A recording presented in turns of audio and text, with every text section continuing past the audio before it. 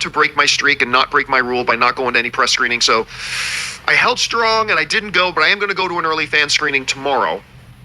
Not a press event. I bought tickets for it, so I'm going to go to that tomorrow. Yeah, I know you're going to see it tomorrow, too. Tomorrow, yeah, 6:30 at the Harkins, if I get back from the airport in time.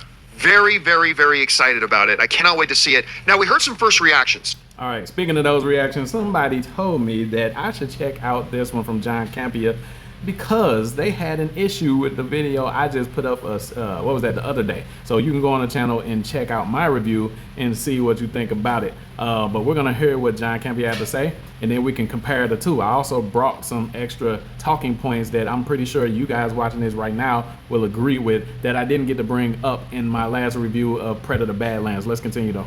Come out about Predator Badlands last week, and the first reactions, I mean, they're all honest, but they skew more positive because all you've got is a quick little tweet you can put out, right? So they usually skew more positive. But today the review embargo lifted, and as of right now, Predator Badlands has one of the highest critic ratings of any of the Predator movies at 87%.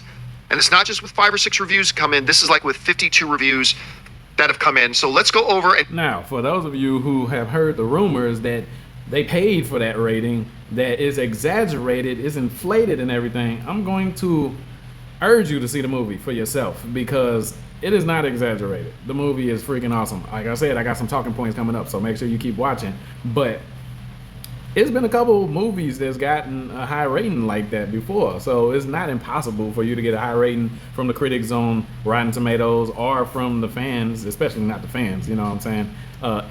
It's a good movie. Keep watching. Take a look at what the critics are saying about Predator Badlands. And Jeremy Jahns is right there on the top. Yep. Well, that's because he was the newest one to put it in. Oh.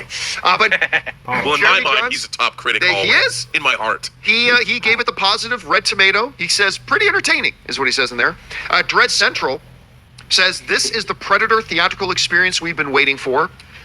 Empire Magazine liked it, saying Predator Badlands is a big popcorn fun and geeky cummingling of lurid sci-fi comedy. I don't know whether to agree with that or just say pause. What the hell is a cummingling?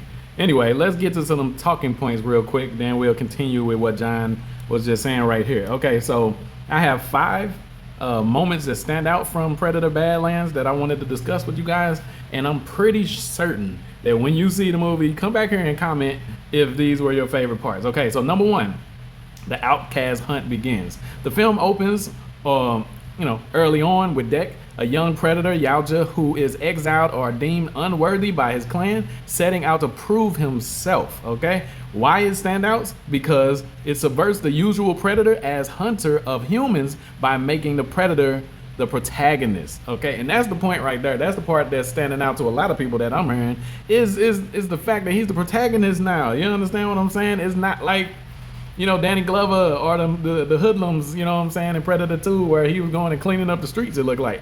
Well, actually, he was hunting there.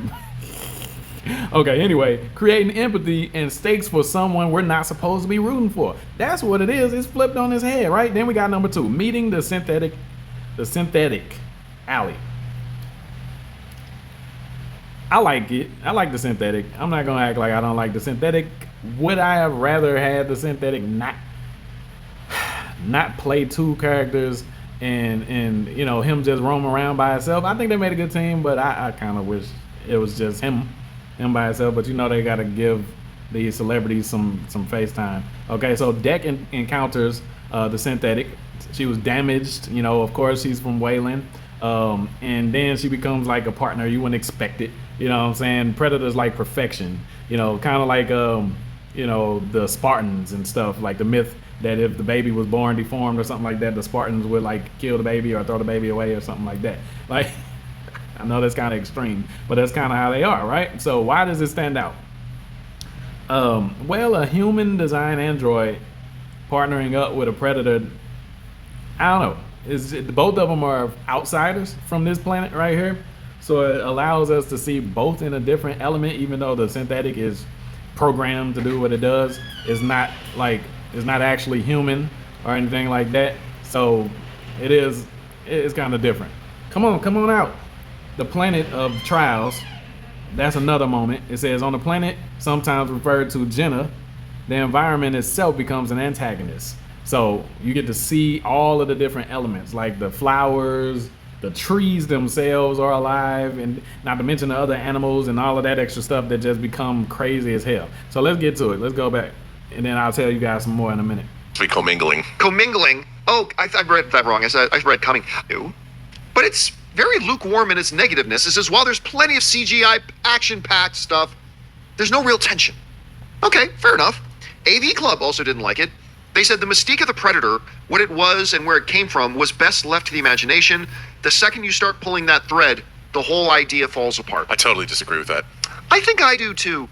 I mean, it's not like, because you're talking about the entire protagonist race, as opposed to like something like the Force in Star Wars, which they should have left ambiguous, but that's not a main character or anything like that. But anyway, but that's how they saw it, so that's fair enough. Our friend Jermaine Lucier over at IO9 wrote, Predator Badlands is not like any Predator movie you've seen before, but it's still an excellent Predator movie. THN didn't like it. They said Predator Badlands takes one of sci-fi horror's most formidable warriors and neuters it entirely. Pairs it with some child-baiting sidekicks, overloads it with CG, and creates a rather lackluster movie that screams Disneyfication. Wow. That is by far Wow. the most negative review Yeah. I've read of it so far. So again, that's how it hit Cat. Now, if you want to know if somebody got paid to leave a review, I would say that one was a paid review.